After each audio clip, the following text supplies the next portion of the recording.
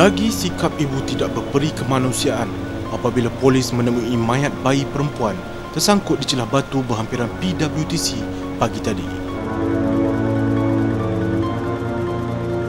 Kejadian disedari oleh orang awam yang terlihat macam anak patung terapung di celah batu.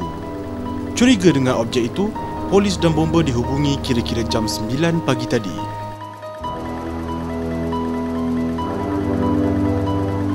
Sepasukan bomba dari Sentul dikejarkan ke tempat kejadian bagi mengeluarkan bayi dari celah batu terbabit.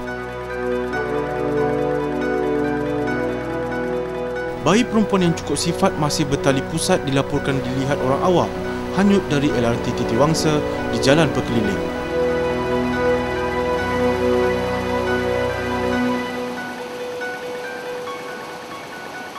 Menurut Ketua Polis Daerah Dangwangi, ACP Zulkarnain Abdul Rahman, mayat bayi perempuan itu dipercayai baru lahir dan dicampak di tempat lain sebelum dihanyutkan di sungai.